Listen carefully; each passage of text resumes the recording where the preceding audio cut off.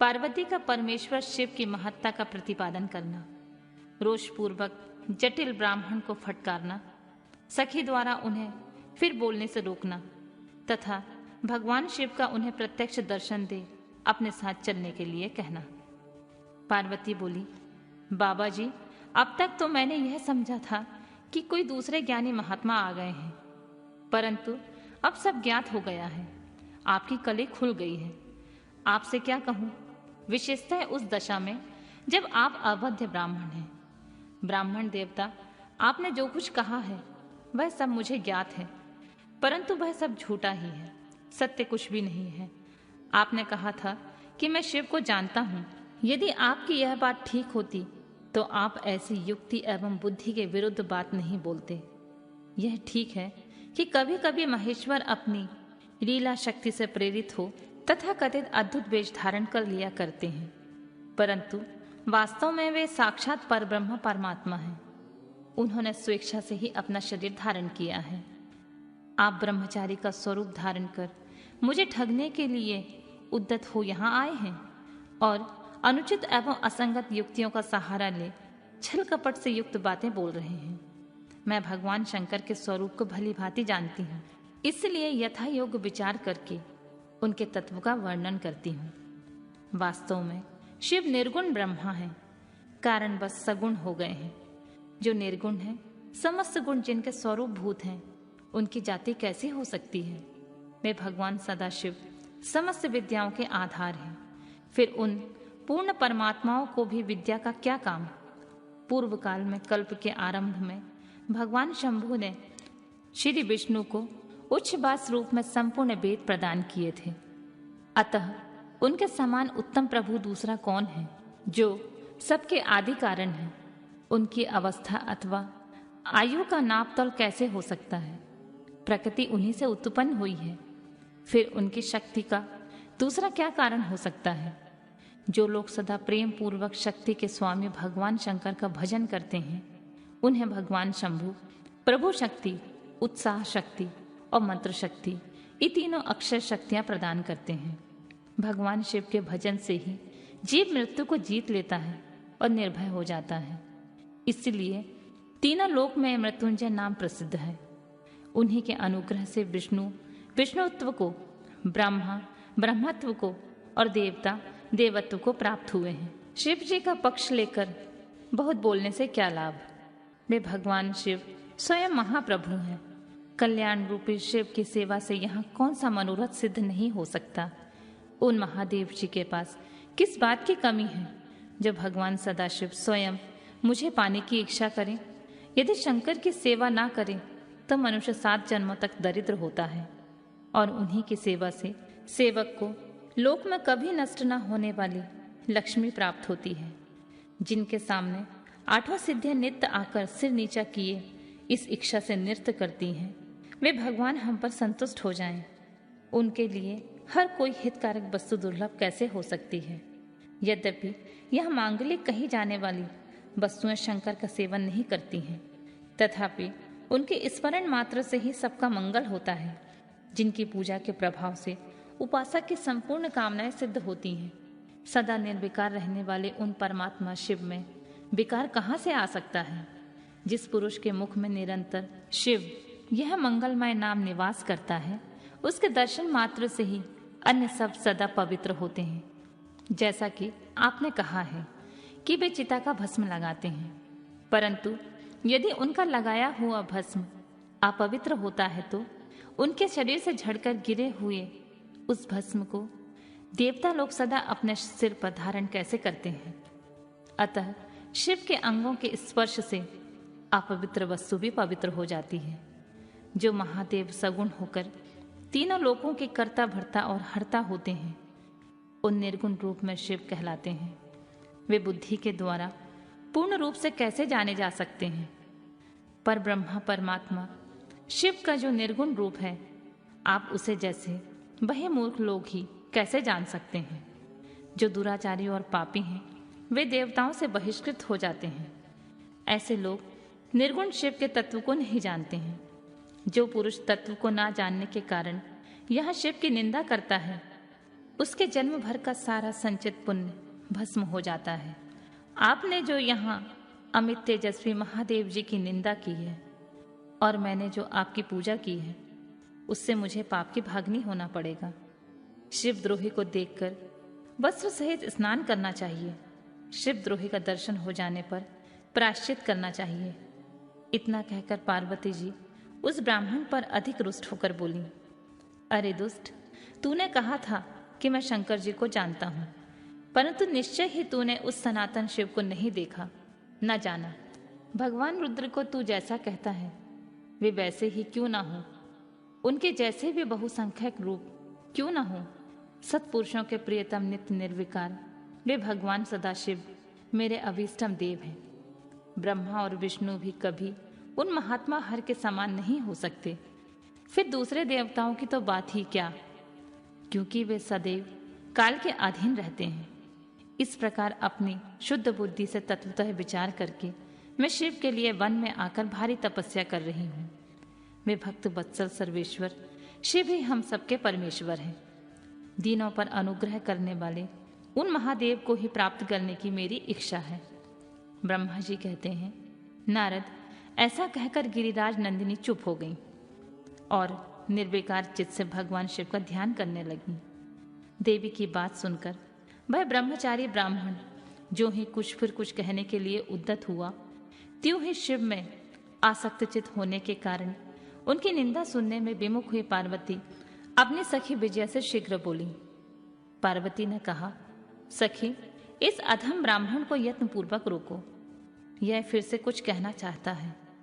यह केवल शिव की निंदा ही करेगा। जो शिव की निंदा करता है केवल उसे पाप ही नहीं लगता, जो उसकी निंदा सुनता है वह भी यहाँ पाप का भागी होता है। भगवान शिव के उपासकों को चाहिए कि वे शिव की निंदा करने वाले का सर्वथा वध करें। यदि वह ब्राह्मण हो तो उसे अवश्य ही त्याग दें और स्वयं उसकी निंदा के स्थान से शीघ्र दूर चले जाएं। यह दूसरा ब्राह्मण फिर शिव की निंदा करेगा। ब्राह्मण होने के कारण यह बद्ध तो नहीं है, अतः त्याग देने के योग्य है। किसी तरह भी इनका मुंह नहीं देखना चाहिए। इस स्थान को छोड़कर हम लोग आज ही किसी दूसरे स्थान में शीघ्र चलें, जिससे फिर इस अज्ञानी के साथ बात करने का अवसर ना मिले। ब्रह्मा जी कहते हैं, नारद, ऐसा कहकर उमा ने जो ही अन्यत्र जाने के लिए पैर उठाया, त्यों ही भगवान शिव ने अपने साक्षात स्वरूप से प्रकट हो प्रिया पार्वती का हाथ पकड़ लिया। शिवा जैसे ही स्वरूप का ध्यान करती थीं, वैसे ही सुंदर रूप धारण करके शिव ने उन्हें दर्शन दिया। पार्वती ने लज्जावश अपना मुंह नीचे की ओर कर लिया। तब भगवान शिव ने उनसे कहा, प्रिय, मुझे छोड़कर कहाँ जाओगी? अब मैं फिर कभी तुम्हारा त्याग नहीं करूंगा। मैं प्रसन्न हूँ, वर मांगो। मुझे तुम्हारे लिए कुछ भी अदेय नहीं है। देवी, आज से मैं तपस्या के मूल खरीदा हुआ तुम्हारा दास हूँ। तुम्हारे सौंदर्य ने मुझे मोह लिया है। अब तुम्हारे बिना मुझे एक क्षण भी युग के समान जान पड़ता है। लज्जा छोड़ो, तुम मेरी सनातन पत्नी हो। गिरिराज नंदिनी, महेश्वरी, मैंने जो कुछ कहा है उस पर श्रेष्ठ बुद्धि से विचार करो। सुस्थिर चित्त वाली पार्वती, मैंने नाना प्रकार से तुम्हारी बारंबार परीक्षा ली है। लोक लीला का अनुसरण करने वाले मुझ सौजन के अपराध को क्षमा कर दो। शिवे, तुम तीनों लोकों में तुम्हारी जैसी अनुरागनी मुझे दूसरी कोई नहीं दिखाई देती। मैं सर्वथा तुम्हारे अधीन हूँ। तुम्हारी इच्छा पूर्ण हो, प्रिय, मेरे पास आओ। तुम मेरी पत्नी हो और मैं तुम्हारा वर हूँ। तुम्हारे साथ मैं शीघ्र ही अपने निवास स्थान उत्तम पर्वत कैलाश को चलूंगा। ब्रह्मा जी कहते हैं, देवादिदेव महादेव के ऐसा कहने पर पार्वती देवी आनंद मग्न हो उठी। उनका तपस्या जनित पहले का सारा कष्ट मिट गया। मुनि श्रेष्ठ सती साध्वी पार्वती की सारी थकावट दूर हो गई, क्योंकि परिश्रम फल प्राप्त हो जाने पर प्राणी का पहले वाला सारा श्रम नष्ट हो जाता है।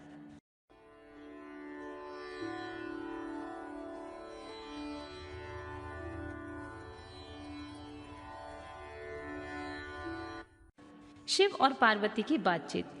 शिव का पार्वती के अनुरोध को स्वीकार करना। ब्रह्मा जी कहते हैं, परमात्मा हर की बात सुनकर और उनके आनंददायी रूप का दर्शन पाकर पार्वती को बड़ा हर्ष हुआ। उनका मुख प्रसन्नता से खिल उठा। वे बहुत सुख का अनुभव करने लगीं। फिर उन महासाध्वी शिवा ने अपने पास ही खड़े हुए भगवान शिव से कहा, देवेश्वर, आप मेरे स्वामी हैं। पूर्व काल में आपने जिसके लिए हर्षपूर्वक दक्ष के यज्ञ का विनाश किया था, उसे क्यों भुला दिया था? वे आप ही हैं और मैं वही हूँ। देवेश्वर, इस समय मैं तारकासुर से दुख पाने वाले देवताओं के कार्य की सिद्धि के लिए रानी मैना के गर्भ से उत्पन्न हुई हूँ। देवेश, यदि आप प्रसन्न हैं और मुझ पर कृपा करते हैं तो मेरे पति हो जाइए। ईशान प्रभु, मेरी यह बात मान लीजिए। आपकी आज्ञा लेकर मैं पिता के घर जाती हूँ। अब आप अपने विवाह रूप परम उत्तम विशुद्ध यश को सर्वत्र विख्यात कीजिए। नाथ प्रभु, आप तो लीला करने में कुशल हैं, अतः मेरे पिता हिमवान के पास चलिए और याचक बनकर उनसे मेरी याचना कीजिए। लोक से मेरे पिता के यश को फैलाते हुए आपको ऐसा करना चाहिए। इस तरह आप मेरे संपूर्ण गृहस्थ आश्रम को सफल बनाइए। जब आप प्रसन्नता पूर्वक ऋषियों से मेरे पिता को सब बातों की जानकारी कराएंगे, तब मेरे पिता अपने भाई बांधवों के साथ आपकी आज्ञा का पालन करेंगे। इसमें संदेह नहीं है।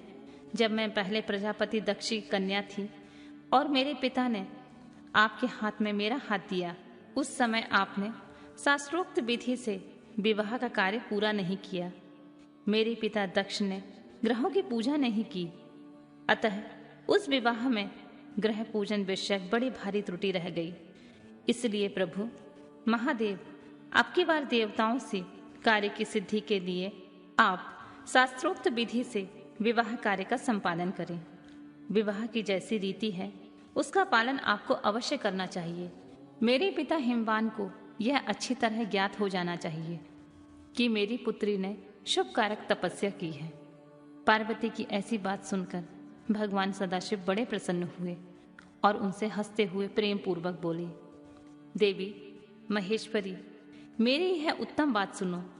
यह उचित, मंगलकारक और निर्दोष है। इसे सुनकर वैसा ही करो। वरानने, ब्रह्मा आदि जितने भी प्राणी हैं वे सब अनित्य हैं।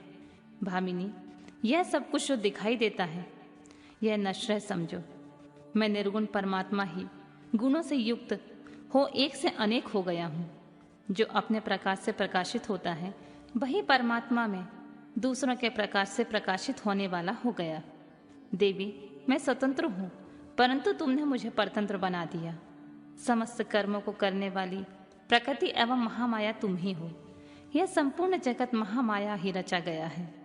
मुझे सर्वात्मा परमात्मा ने अपनी उत्तम बुद्धि के द्वारा इसे धारण मात्र कर रखा है।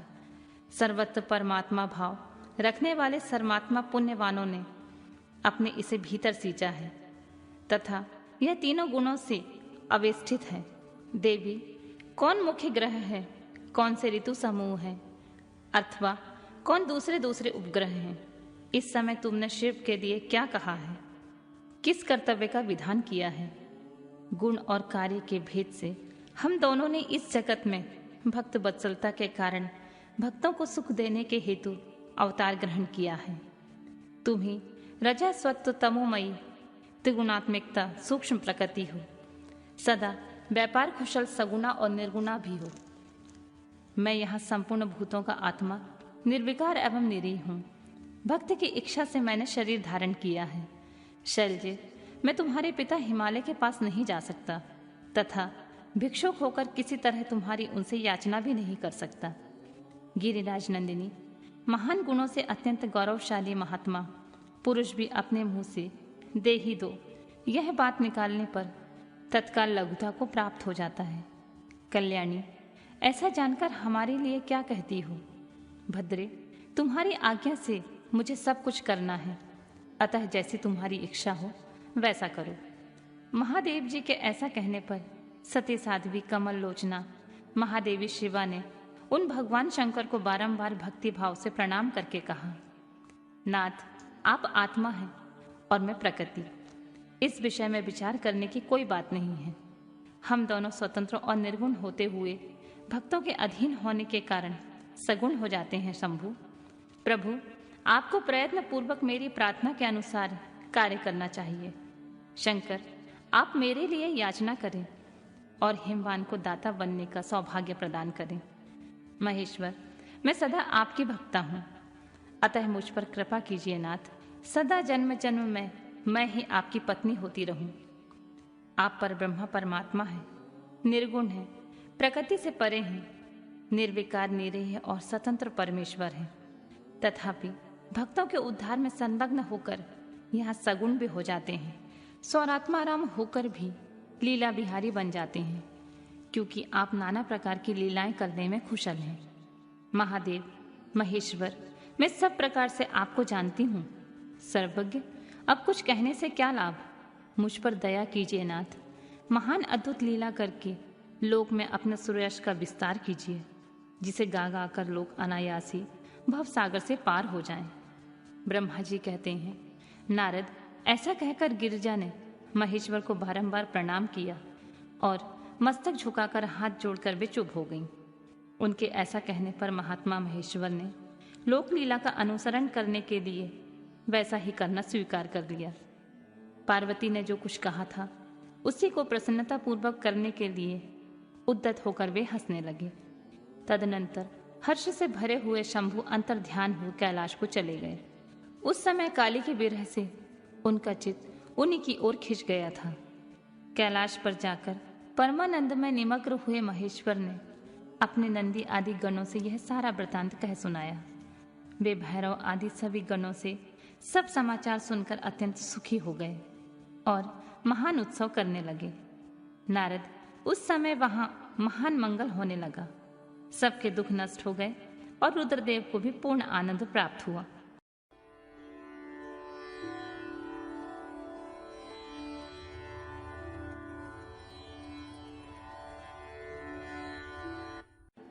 पार्वती का पिता के घर में सत्कार, महादेव जी की नकलीला का चमत्कार, उनका मैना आदि से पार्वती को मांगना और माता पिता के इनकार करने पर अंतर्ध्यान हो जाना। ब्रह्मा जी कहते हैं, नारद, भगवान शंकर के अपने स्थान को चले जाने पर सखियों सहित पार्वती भी अपने रूप को सफल करके महादेव जी का नाम लेती हुई पिता के घर चली गईं। पार्वती का आगमन सुनकर मैना और हिमाचल दिव्य रथ पर आरूढ़ हो हर्ष से बेहल होकर उनकी अगवानी के लिए चले।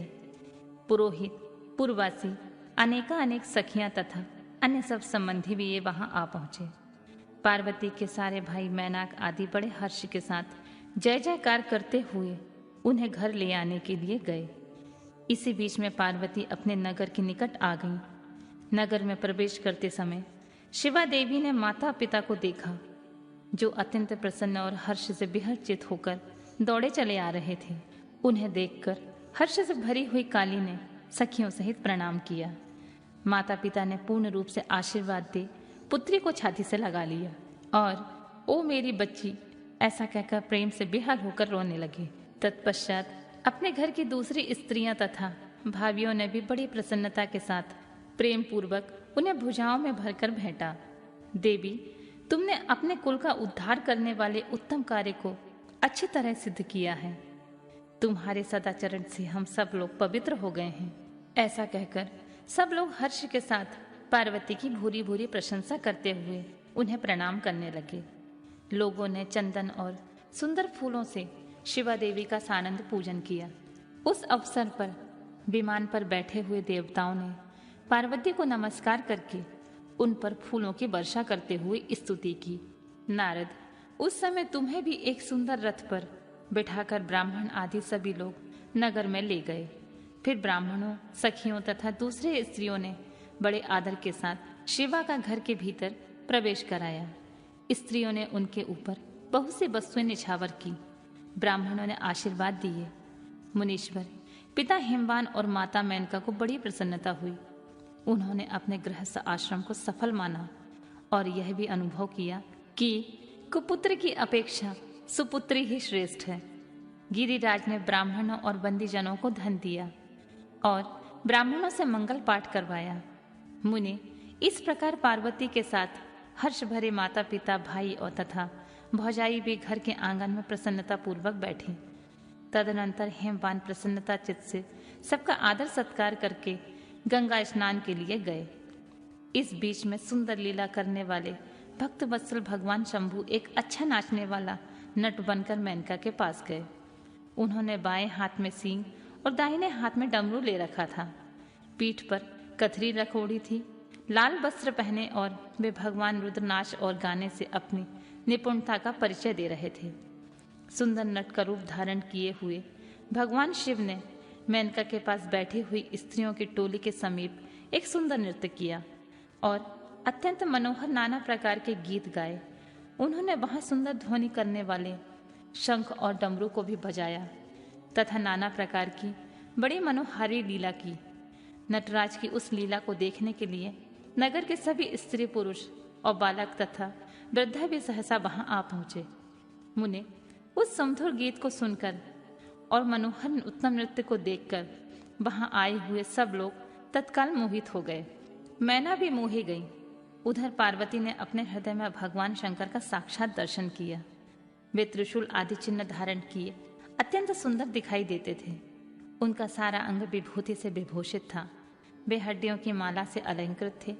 उनका मुख सूर्य चंद्र एवं अग्नि रूप तीन नेत्रों से उद्दासित था। उन्होंने नाग का यज्ञोपवीत धारण किया था। उनके उस सुरम्य रूप को देखकर दुर्गा प्रेमोवश से मूर्छित हो गई थीं। गौरव वर्ण विभूषित दीन बंधु, दया सिंधु और सर्वथा मनोहर महेश्वर पार्वती से कह रहे थे कि वर मांगो। अपने हृदय में विराजमान महादेवी को इस रूप में देखकर पार्वती देवी ने उन्हें प्रणाम किया और मन ही मन यह वर मांगा कि आप मेरे पति हो जाइए। प्रीति युक्त हृदय से शिवा को वैसा कल्याणकारी वर देकर वे पुनः अंतर्ध्यान हो गए और वहां पूर्ववत भिक्षा मांगने वाला नट बनकर उत्तम नृत्य करने लगे। उस समय मैना सोने की थाली में रखे हुए बहुत सुंदर से रत्न ले उन्हें प्रसन्नता पूर्वक देने के लिए गईं। उनका वह ऐश्वर्य देखकर भगवान शंकर मन ही मन बड़े प्रसन्न हुए, परंतु उन्होंने उन रत्नों को स्वीकार नहीं किया। वे भिक्षा में उनकी पुत्री शिवा को मांगने लगे और पुनः कौतुकवश सुंदर नृत्य एवं गान करने को उद्यत हुए। मैना उस भिक्षुक नट की बात सुनकर अत्यंत कुपित हो उठी और उसे डांटने फटकारने लगी। उनके मन में उसे बाहर निकाल देने की इच्छा हुई। इसी बीच गिरिराज हेमवान गंगा जी से नहाकर लौट आए। उन्होंने अपने सामने उस नराकर भिक्षुक को आंगन में खड़ा देखा। मैना के मुख से सारी बातें सुनकर उनको भी बड़ा क्रोध हुआ। उन्होंने अपने सेवक को आज्ञा दी कि इस नट को बाहर निकाल दो। मुनिश्रेष्ठ नटराज विशालकाय अग्नि की भांति अपने उत्तम तेज से प्रज्वलित हो रहे थे। उन्हें छूना भी कठिन था, इसलिए कोई भी उन्हें बाहर नहीं निकाल सका। तात फिर तो नाना प्रकार की लीलाओं में विशारद उन भिक्षु शिरोमणि ने शैलराज को अपना अत्यंत प्रभाव दिखाना आरंभ किया। हेमवान ने देखा भिक्षुक ने वहां तत्काल ही भगवान विष्णु का रूप धारण कर लिया है। उनके मस्तक पर किरीट, कानों में कुंडल और शरीर पर पीत वस्त्र शोभा पाते हैं। उनके 4 भुजाएं हैं। हिमवान ने उनकी पूजा के समय गदाधारी श्री हरि को जो जो पुष्प आदि चढ़ाए थे वे सब उन्होंने भिक्षु के शरीर में और मस्तक पर देखे। तत्पश्चात गिरिराज ने उन भिक्षु शिरोमणि को जगद्रष्टा चतुर्मुखी ब्रह्मा के रूप में देखा। उनके शरीर का वर्ण लाल था और वैदिक सूक्त का पाठ कर रहे थे। तदनंतर शैलराज ने उन्हें कौतुककारी नटराज को एक क्षण में जगत के नेत्र रूप सूर्य के आकार में देखा। तात इसके बाद वे महान अद्भुत रुद्र के रूप में दिखाई दिए। उनके साथ पार्वती देवी भी थीं। वे उत्तम तेज से संपन्न रमणीय रुद्र धीरे धीरे हंस रहे थे। फिर वे केवल तेजोमय रूप में दृष्टिगोचर हुए। उनका यह रूप निराकार, निरंजन, उपाधि शून्य, निरीह और अत्यंत अद्भुत था। इस प्रकार हिमवान ने उनके बहुत से रूप देखे। इनमें उन्हें बड़ा विस्मय हुआ और वे तुरंत ही परमानंद में निमग्न हो गए। तदनंतर सुंदर लीला करने वाले उन भिक्षु शिरोमणि ने हेमवान और मैना से दुर्गा को ही भिक्षा के रूप में मांगा। दूसरी कोई वस्तु ग्रहण नहीं की, परंतु शिव के माया से मोहित होने के कारण शैलराज ने उनकी उस प्रार्थना को स्वीकार नहीं किया। फिर भिक्षु ने कोई वस्तु नहीं ली और वहां से अंतर्ध्यान हो गए। तब मैना और शैलराज को उत्तम ज्ञान हुआ और वे सोचने लगे भगवान शिव हमें अपनी माया से छलकर अपने स्थान को चले गए। यह विचार कर उन दोनों की महान शिव में पराभक्ति हुई, जो महान मोक्ष की प्राप्ति कराने वाली, दिव्य तथा संपूर्ण आनंद प्रदान करने वाली है।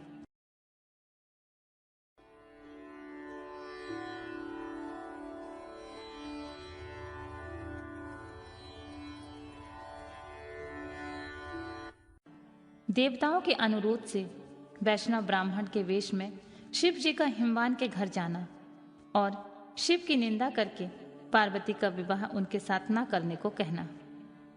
ब्रह्मा जी कहते हैं, नारद, मैना और हिमवान की भगवान शिव के प्रति उच्च कोटि की अनन्य भक्ति देखकर इंद्र आदि सब देवता परस्पर विचार करने लगे। तदनंतर गुरु बृहस्पति और ब्रह्मा जी की सम्मति के अनुसार सभी मुख्य देवताओं ने शिव जी के पास जाकर उनको प्रणाम किया और वे हाथ जोड़कर उनकी स्तुति करने लगे।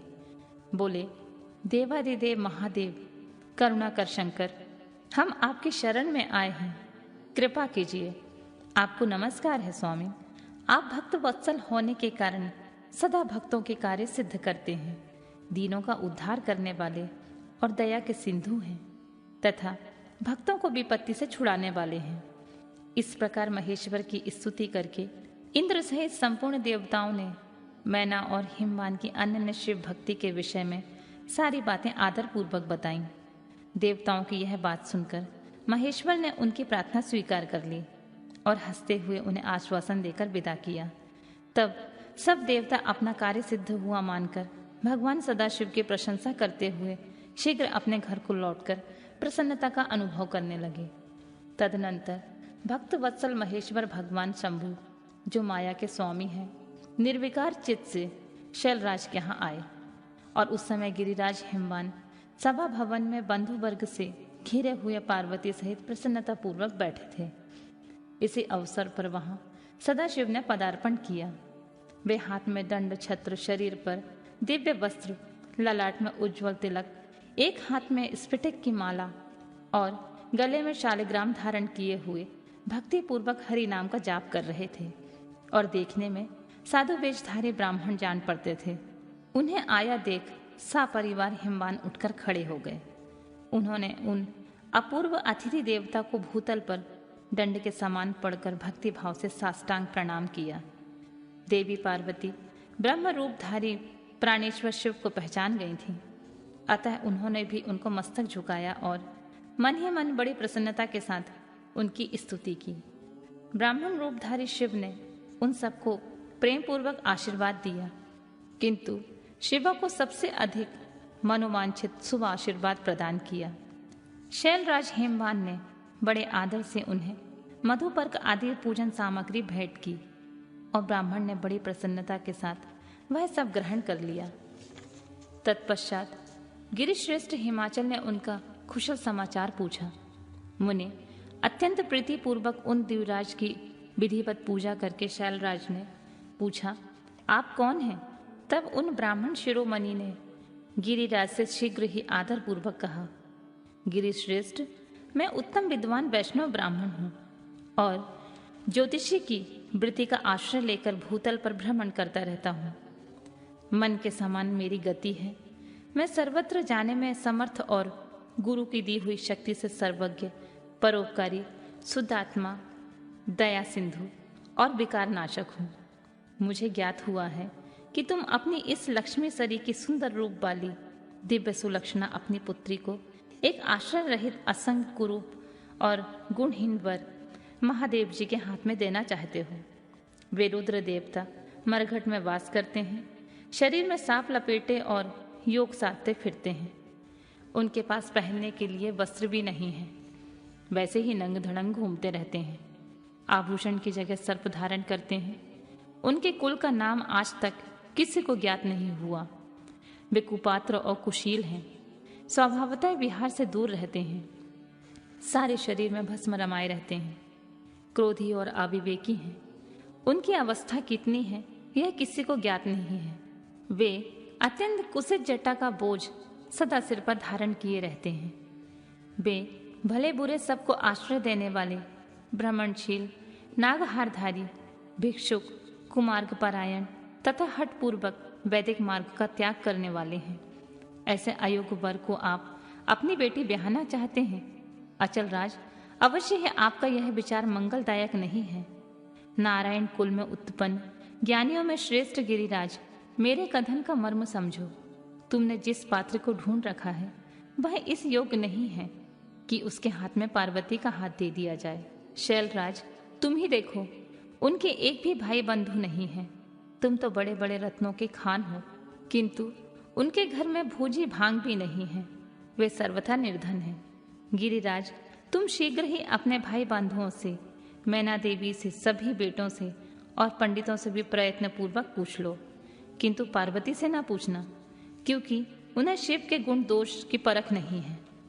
ब्रह्मा जी कहते हैं, नारद, ऐसा कहकर वे ब्राह्मण देवता, जो नाना प्रकार की लीला करने वाले शांत स्वरूप शिव ही थे, शीघ्र खा पीकर आनंद पूर्वक वहां से अपने घर को चल दिए।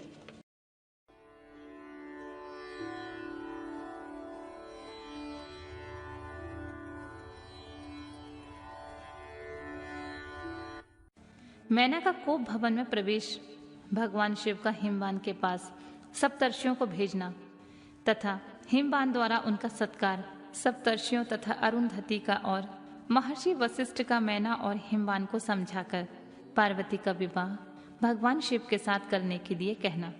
ब्रह्मा जी कहते हैं, ब्राह्मण रूपधारी शिव जी के वचनों का मैना के ऊपर बड़ा प्रभाव पड़ा और उन्होंने दुखी होकर पति से कहा, गिरिराज, इन वैष्णव ब्राह्मण ने शिव जी की जो निंदा की है उसे सुनकर मेरा मन उनकी ओर से खिन्न और विरक्त हो गया है। शैलेश्वर, रुद्र के रूप, शील और नाम भी सभी कुत्सित हैं। मैं उन्हें अपनी सुलक्षणा पुत्री कदापि नहीं दूंगी। यदि आप मेरी बात नहीं मानेंगे तो मैं निसंदेह मर जाऊंगी। अभी इस घर को छोड़ दूंगी अथवा विष खा लूंगी। पार्वती के गले में फांसी लगाकर गहन वन में चली जाऊंगी अथवा उसे महासागर में डुबो दूंगी, परंतु अपनी बेटी को रुद्र के गले में नहीं मरूंगी। ऐसा कहकर मैना तुरंत कोप भवन में चली गई और अपने हार को फेंककर रोती हुई धरती पर लौट गई। उधर भगवान शिव को इस बात का पता लगा, तब उन्होंने अरुंधति सहित सप्तर्षियों को बुलाया तथा मैना के पास जाकर उन्हें समझाने की आज्ञा दी। शिव जी का आदेश प्राप्त कर भगवान शिव को नमस्कार करके वे दिव्य ऋषि आकाश मार्ग से उस स्थान को चल दिए जहाँ हिमवान की नगरी थी। उस दिव्यपुरी को देखकर उन सप्तर्षियों को बड़ा विस्मय हुआ। वे हिमाचलपुरी की परस्पर प्रशंसा करते हुए सब ऐश्वर्यों से भरे पूरे हिमवान के घर जा पहुंचे। उन सूर्य तुल तेजस्वी सातों ऋषियों को दूर से आकाश के रास्ते से आते देख हिमवान को बड़ा विस्मय हुआ। वे बोले, ये 7 सूर्य तुल तेजस्वी मुनि मेरे यहाँ आ रहे हैं। मुझे प्रयत्न पूर्वक इस समय इनकी पूजा करनी चाहिए। सबको सुख देने वाले हम लोग गृहस्थ लोग धन्य हैं, जिनके घर पर ऐसे महात्मा पदार्पण किया करते हैं। ब्रह्मा जी कहते हैं, इसी समय वे मुनि आकाश से उतरकर पृथ्वी पर खड़े हो गए। उन्हें सामने देख हिमवान बड़े आदर के साथ आगे बढ़े और हाथ जोड़कर मस्तक झुकाकर उन सप्तर्षियों को प्रणाम करने के पश्चात उन्होंने बड़े सम्मान के साथ उन सब की पूजा की तथा उन्हें आगे करके कहा, मेरा गृहस्थ आश्रम आज धन्य हो गया है। यूं कहकर उन्हें बैठने के लिए भक्तिपूर्वक आसन लाकर दिया। तब वे आसनों पर बैठ गए। तब उनकी आज्ञा लेकर हिमवान भी बैठ गए और वहां उन ज्योतिर्मय महर्षियों से इस प्रकार बोले, आज मैं धन्य हूँ, कृतकृत्य हूँ। मेरा जीवन सफल हो गया है। मैं लोकों में बहुत से तीर्थों की भांति दर्शनीय बन गया हूँ, क्योंकि आप जैसे विष्णु रूपी महात्मा मेरे घर आए हैं, पधारे हैं। आप लोग पूर्ण काम हैं। हम दीनों के घरों में आपका क्या काम हो सकता है? तथापि मुझ सेवकों के योग्य यदि कोई कार्य हो तो कृपया पूर्वक उसे अवश्य कहें। उसे पूर्ण करने में मेरा जीवन सफल हो जाएगा। ऋषि बोले, शैलराज, भगवान शिव को जगत का पिता कहा गया है और शिवा जगत जननी माता कही गई हैं। अतः तुम्हें महात्मा शंकर को अपनी कन्या देनी चाहिए।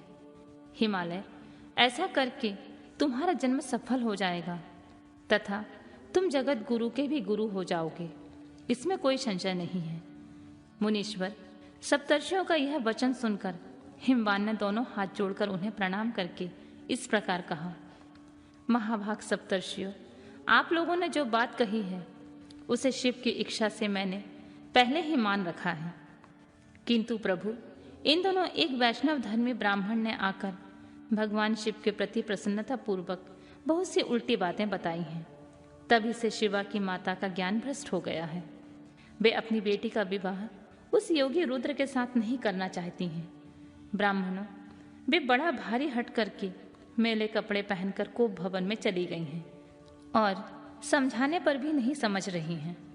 मैं भी उन वैष्णव ब्राह्मण की बात सुनकर ज्ञान भ्रष्ट हो गया हूँ। आपसे सच कहता हूँ, भिक्षुक रूपधारी महेश्वर को बेटी देने की अब मेरी इच्छा भी नहीं है।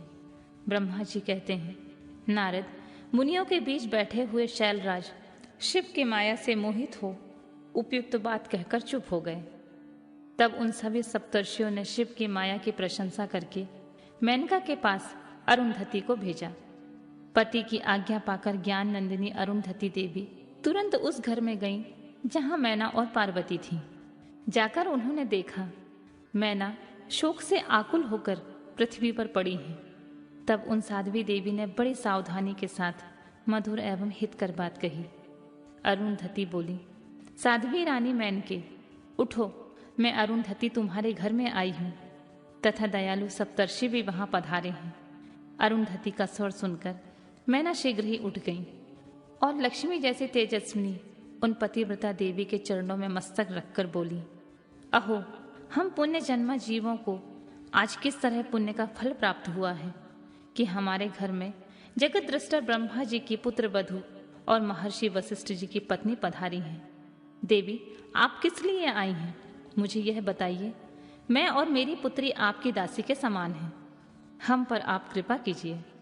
मेनका के ऐसा कहने पर साध्वी अरुंधति ने उनको बहुत अच्छी तरह से समझाया बुझाया और उन्हें साथ ले वे प्रसन्नता पूर्वक उस स्थान पर आईं जहां वे सप्तर्षि विद्यमान थे। सप्तर्षिगण बातचीत में निपुण थे।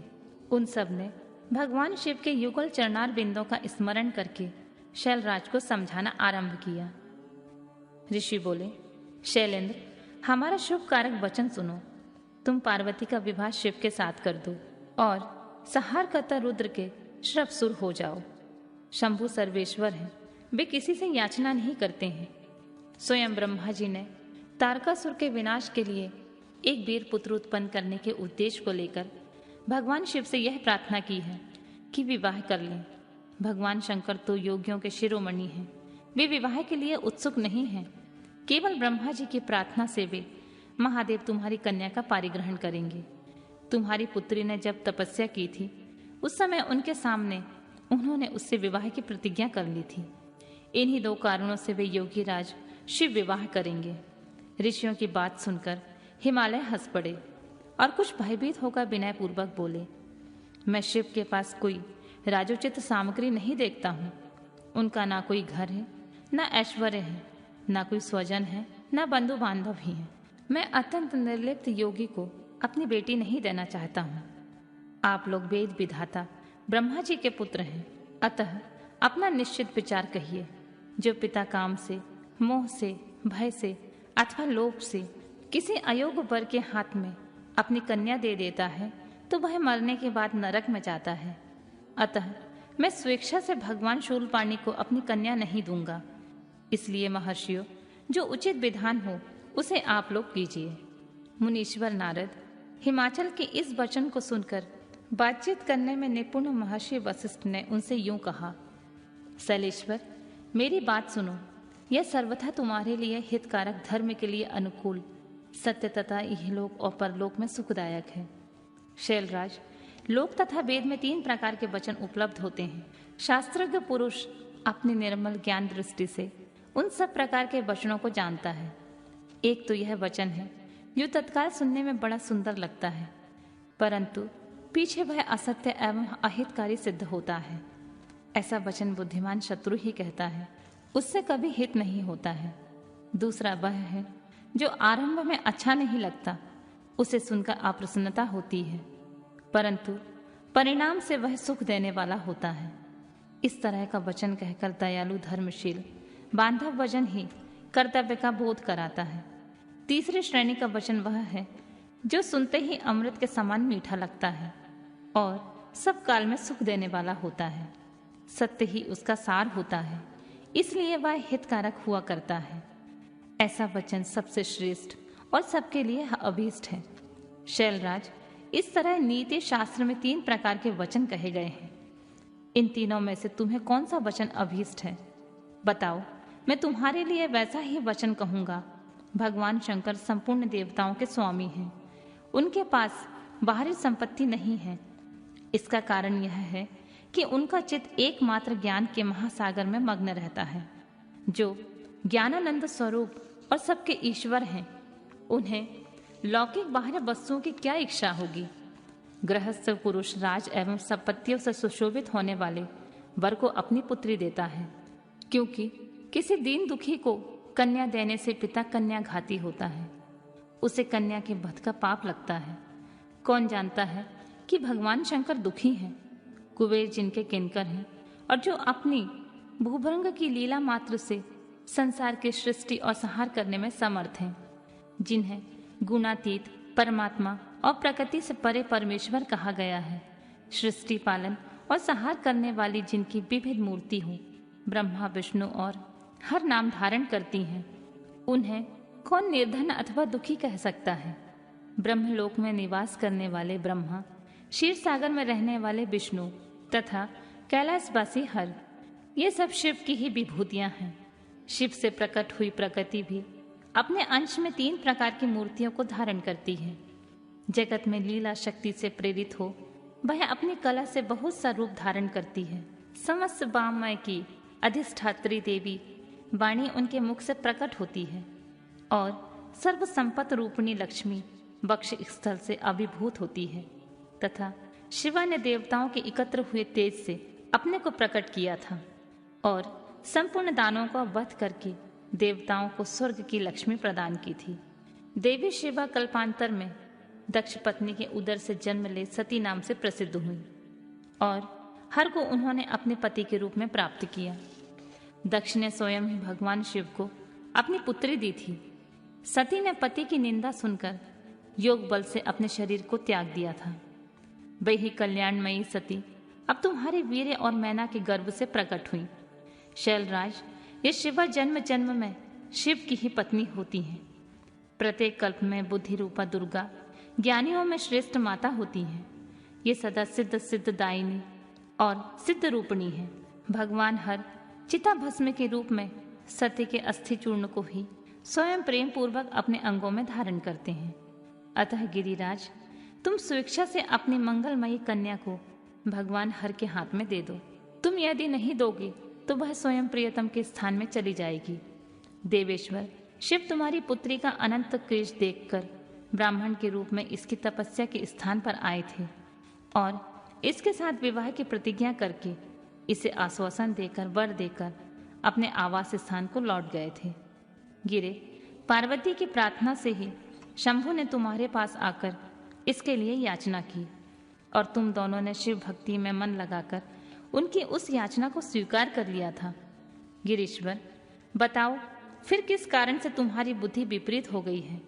भगवान शिव ने देवताओं की प्रार्थना से प्रभावित होकर हम सब ऋषियों को और अरुंधति देवी को तुम्हारे पास भेजा है। हम तुम्हें यही भिक्षा देते हैं कि तुम पार्वती को रुद्र के हाथों में दे दो। गिरे, ऐसा करने पर तुम्हें महान आनंद प्राप्त होगा। शैलेंद्र, यदि तुम स्वेच्छा से अपनी बेटी शिवा को शिव के हाथ में नहीं दोगे तो भावी के बल से ही इन दोनों का विवाह हो जाएगा। तात, भगवान शंकर ने तपस्या में लगी हुई पार्वती को ऐसा ही वर दिया है। ईश्वर की हुई प्रतिज्ञा कभी पलट नहीं सकती। गिरिराज, ईश्वर के बस में रहने वाले समस्त साधु पुरुषों की भी प्रतिज्ञा का संसार में किसी के द्वारा उल्लंघन होना कठिन है। फिर साक्षात ईश्वर की प्रतिज्ञा के लिए तो कहना ही क्या है।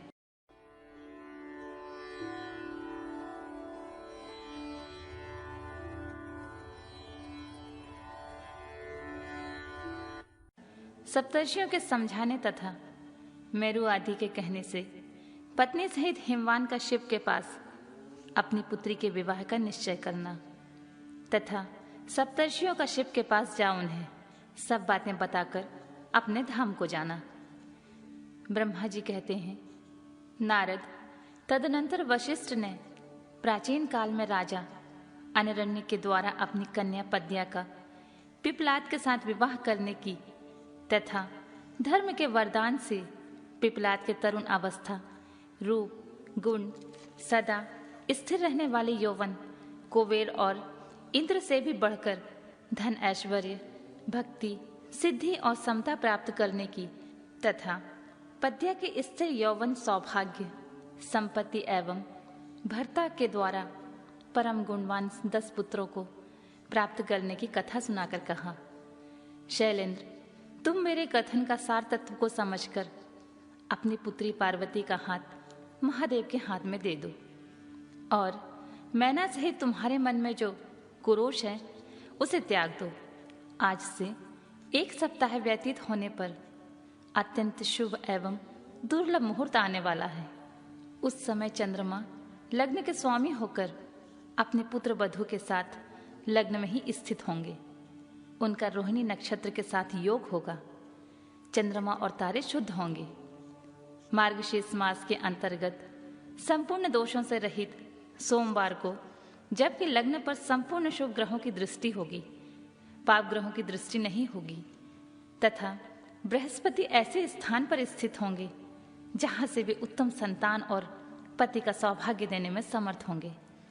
ऐसे मुहूर्त में तुम अपनी कन्या मूल प्रकृति ईश्वरी जगदम्बा पार्वती को जगत पिता भगवान शिव के हाथ में देकर कृतार्थ हो जाओ।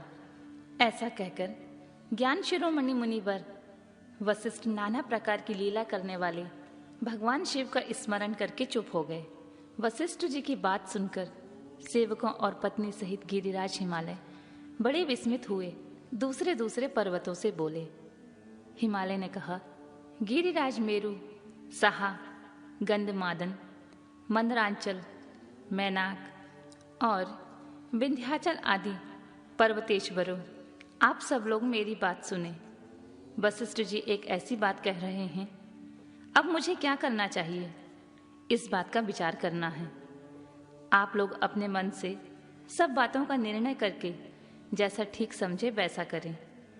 हिमाचल की बात सुनकर सुमेरु पर्वत आती भली भांति निर्णय करके उनसे प्रसन्नता पूर्वक बोले, महाभाग, इस समय विचार करने से क्या लाभ।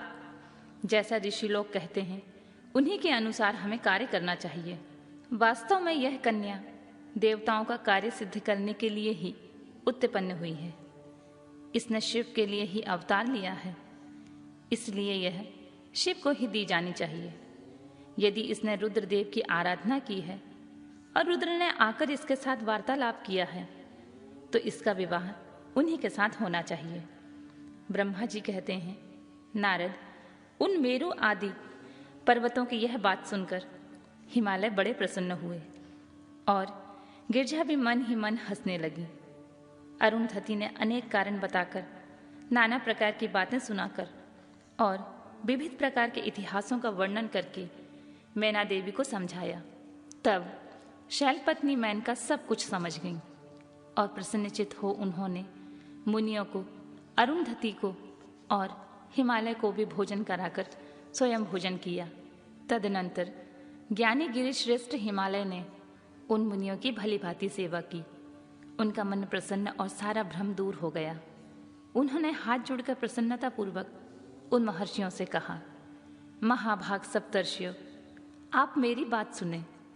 मेरा सारा संदेह दूर हो गया है।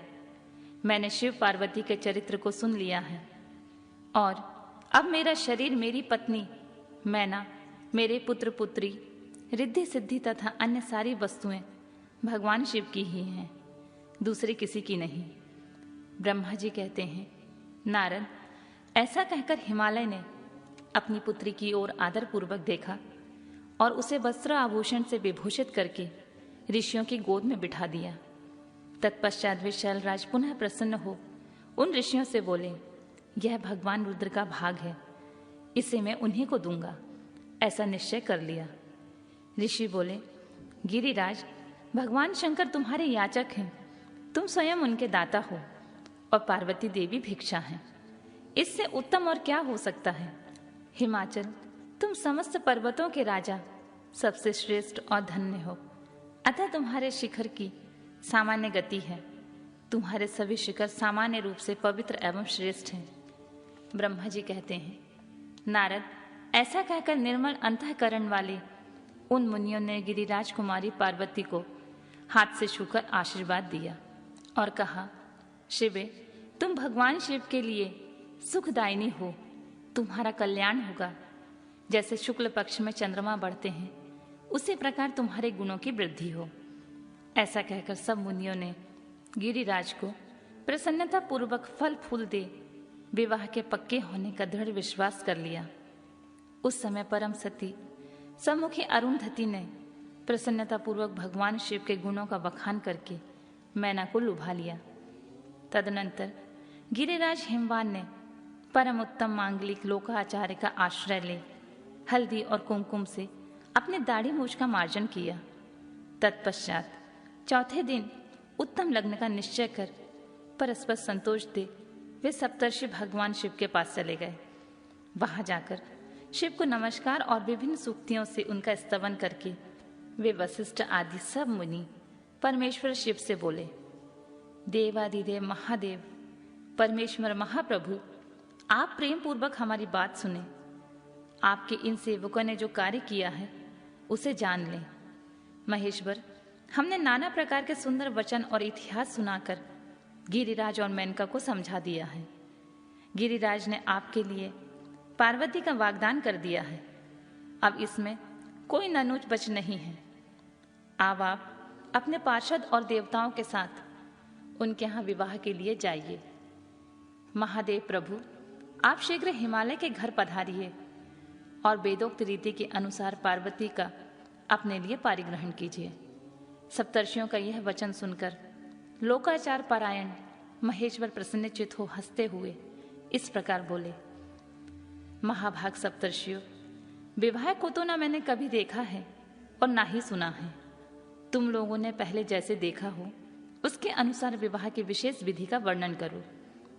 महेश्वर के उस लौकिक शुभ वचन को सुनकर वे ऋषि हंसते हुए देवादिदेव भगवान सदाशिव से बोले, प्रभु, आप पहले तो भगवान विष्णु को विशेषतः उनके पार्षदों सहित शीघ्र बुला लें। फिर पुत्रों सहित ब्रह्मा जी को, देवराज इंद्र को, समस्त ऋषियों को, यक्ष, गंधर्व, किन्नर, सिद्ध विद्याधर और अप्सराओं को प्रसन्नता पूर्वक आमंत्रित करें। इनको तथा अन्य सब लोगों को यहाँ सादर बुलवा लें। वे सब मिलकर आपके कार्य का साधन कर लेंगे, इसमें कोई संशय नहीं है। ब्रह्मा जी कहते हैं, नारद, ऐसा कहकर वे सातों ऋषि उनकी आज्ञा ले भगवान शंकर की स्थिति का वर्णन करते हुए वहां से प्रसन्नता पूर्वक अपने धाम को चले गए।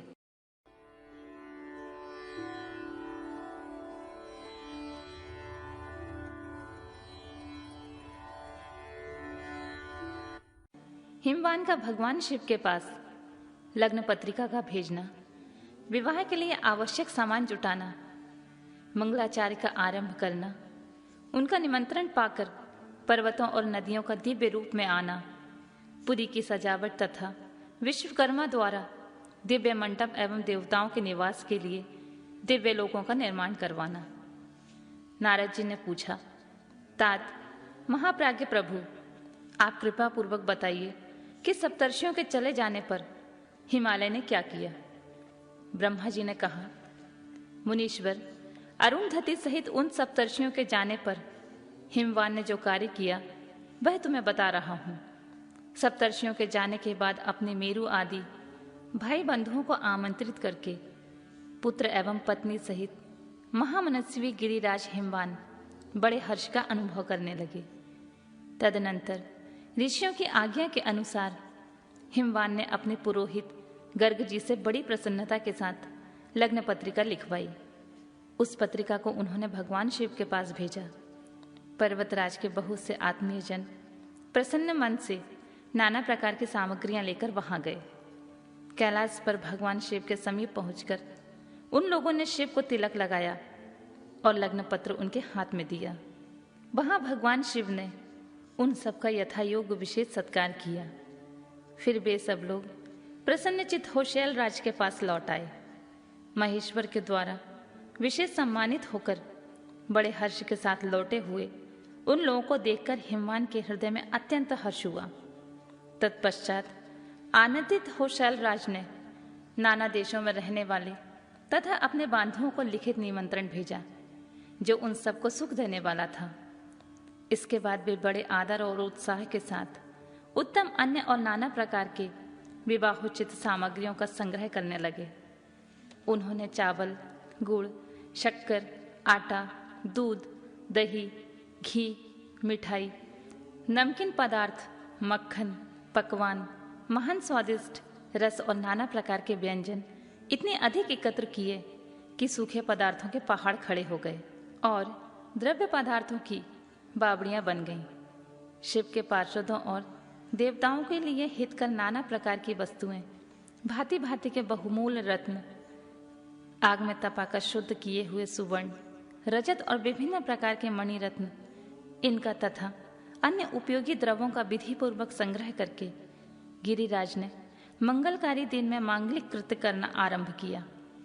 पर्वतराज के घर में स्त्रियों ने पार्वती का संस्कार करवाया। भांति भांति के आभूषणों से विभूषित हुई राजभवन की उन सुंदरी स्त्रियों ने सानंद मंगल कार्य का संपादन किया। नगर के ब्राह्मणों की स्त्रियों ने स्वयं बड़े हर्ष के साथ लोकाचार का अनुष्ठान किया। उसमें मंगल पूर्वक भांति भांति के उत्सव मनाए गए। हर्ष भरे हृदय से उत्तम मंगलाचार्य का संपादन करके हिमालय भी सर्वतोभावेन बड़े प्रसन्न हुए और अपने निमंत्रित बंधुजनों की आगमन की उत्सुकता पूर्वक प्रतीक्षा करने लगे। इसी बीच में उनके निमंत्रित बंधु बांधव आने लगे। देवताओं के निवासभूत गिरिराज सुमेरु दिव्य रूप धारण करके नाना प्रकार की मणियों तथा महारत्नों को यत्न पूर्वक साथ ले अपने स्त्री पुत्रों के साथ हिमालय के घर आए। मंदराचल, अस्ताचल, उदयाचल, मलय, दुर्दुर, निषद, गंधमादन, करवीर, महेंद्र, परियात्र, कौंज, पुरुषोत्तम शैल, नील, त्रिकूट, चित्रकूट, बैंकट, श्रीशैल, गोकामुख, नारद, विंध्य, कालांजर, कैलाश तथा अन्य पर्वत दिव्य रूप धारण कर अपने स्त्री पुत्रों के साथ बहुत सी भेंट सामग्री ले वहां उपस्थित हुए। दूसरे द्वीपों में तथा यहाँ से जो जो पर्वत हैं वे सब हिमालय के घर पधारे। शिवा और शिव का विवाह है, यह जानकर सबने बड़ी प्रसन्नता के साथ वहां पदार्पण किया। शौनभद्र आदि नद और संपूर्ण नदियां दिव्य नर नारियों का रूप धारण करके नाना प्रकार के अलंकारों से अलंकृत हो शिव पार्वती का विवाह देखने के लिए आए। गोदावरी, यमुना, सरस्वती, वेणी, गंगा, नर्मदा तथा अन्य श्रेष्ठ सरिताएं भी बड़ी प्रसन्नता के साथ हिमवान के यहाँ आईं और उनके आने से हिमालय की दिव्यपुरी सभी ओर से भर गई। वह सब प्रकार की शोभाओं से संपन्न थी। वहां बड़े बड़े उत्सव हो रहे थे। ध्वजा पताकाएं फहरा रही थीं। वंदनवारों से उनकी अधिक शोभा होती थी। चारों ओर चंदोबे तने से वहां का सूर्य का दर्शन नहीं होता था। भांति भांति की नीली पीली आदि प्रभा उस पुरी की शोभा बढ़ाती थी। हिमालय ने भी बड़ी प्रसन्नता के साथ अपने यहाँ पधारे हुए सभी स्त्री पुरुषों का यथायोग्य आदर सत्कार किया और उन सबको अलग अलग सुंदर स्थानों में ठहराया। अनेक उपयुक्त सामग्री देकर सबको पूर्ण संतुष्ट किया। मुनिश्रेष्ठ, तदनंतर शैलराज हिमवान ने प्रसन्न हो महान उत्सव में परिपूर्ण अपने नगर को विचित्र रीति से सजाना आरंभ किया। सड़कों को झाड़ बुहार कर उन पर छिड़काव कराया। उन्हें बहुमूल्य साधनों से सुसज्जित एवं शोभित किया। प्रत्येक घर के दरवाजे पर केले आदि मांगलिक वृक्ष लगवाए और मांगलिक द्रव्यों से संयुक्त किया। आंगन को कीलों के खंभों से सजाया। रेशम की डोर से अपने आम के पल्लव बांधकर बंधनवारें बनवाई और उन्हें उन खंभों के चारों ओर लगवा दिया। मालती के फूलों की मालाएं उसके सब ओर लटका दी गईं। सुंदर तोरणों से वह आंगन का भाग अत्यंत प्रकाशमान जान पड़ता था। चारों दिशाओं में मंगल सूचक शुभ द्रव्य रखे गए थे जो उस प्रांगण की शोभा बढ़ा रहे थे। इसी प्रकार अत्यंत प्रसन्नता से भरे हुए गिरिराज हिमवान ने महान प्रभावशाली गर्ग मुनि को आगे करके अपनी पुत्री के लिए प्रस्तुत करने योग्य सारा उत्तम मंगल कार्य संपन्न किया। उन्होंने विश्वकर्मा को बुलाकर आदरपूर्वक एक मंडप बनवाया जिसका विस्तार बहुत अधिक था। वेदी आदि के कारण वह मंडप बहुत मनोहर जान पड़ता था। देवर्षि, वह मंडप कई योजन विस्तृत था, अनेक शुभ लक्षणों से युक्त तथा नाना प्रकार के आश्रयों से परिपूर्ण था। वहां स्थावर और जंगम सभी वस्तुएं कृत्रिम बनी थीं, किंतु असली वस्तुओं के समान प्रतीत होती थीं। उनसे उस मंडप की मनोहरता बढ़ गई थी। वहां सब और ऐसी अद्भुत वस्तुएं थीं जो उस मंडप का सर्वस्व जान पड़ती थीं। नाना प्रकार की निराली वस्तुओं का चमत्कार वहां छा रहा था। वहां भी स्थावर वस्तुओं से जंगम और जंगम वस्तुओं से स्थावर पराजित हो रहे थे, अर्थात वे एक दूसरे से बढ़कर शोभाशाली और चमत्कारपूर्ण दिखाई देते थे। उस मंडप की स्थल भूमि जल से पराजित हो रही थी, अर्थात चतुर से चतुर मनुष्य यह नहीं जान पाते थे कि इनमें जल कहाँ है और कहाँ स्थल। कहीं कृत्रिम सिंह बने हुए थे और कहीं सारसों की पंक्तियां, कहीं बनावटी मोर थे जो अपनी सुंदरता से मन को मोह लेते थे, कहीं कृत्रिम स्त्रियां थीं जो पुरुषों के साथ नृत्य करती हुई देखी जाती थी। वे कृत्रिम होने पर भी सब लोगों की ओर देखती और सबके मन को मुंह में डाल देती थी। उसी विधि से मनोहर द्वारपाल बने हुए थे जो स्थावर होने पर भी जंगम के समान जान पड़ते थे। वे अपने हाथों से धनुष उठाकर ऐसे खींचे देखे जाते थे। द्वार पर कृत्रिम महालक्ष्मी खड़ी थी जिनकी रचना अद्भुत थी। वह समस्त शुभ लक्षणों से संयुक्त दिखाई देती थी। उन्हें देखकर ऐसा जान पड़ता था मानो क्षीर सागर से साक्षात लक्ष्मी आ गई हूं। उस मंडप के स्थान स्थान में सजे सजाए कृत्रिम हाथी भी खड़े किए गए जो असली हाथियों के समान प्रतीत होते थे। घुड़सवारों सहित घोड़ों और हाथी सवारों सहित हाथी बनाए गए थे। जहां तहां रथियों सहित रथ बनाए गए थे जो कृत्रिम अश्वों से द्वारा खींचे जाते थे। उन्हें देखकर लोगों को बड़ा आश्चर्य होता था। इनके सिवा दूसरे दूसरे कृत्रिम वाहन भी वहां खड़े थे। पैदल सिपाहियों की कृत्रिम सेना भी वहां मौजूद थी। मुने, प्रसन्न चित्त वाले विश्वकर्मा ने देवताओं और मुनियों का भी मन मोह लिया था। वहां ऐसी अद्भुत रचनाएं की। मंडप के सबसे बड़े फाटक पर कृत्रिम नंदी खड़ा था जो शुद्ध स्फटिक मणि के समान उज्जवल कांति से सुशोभित होता था।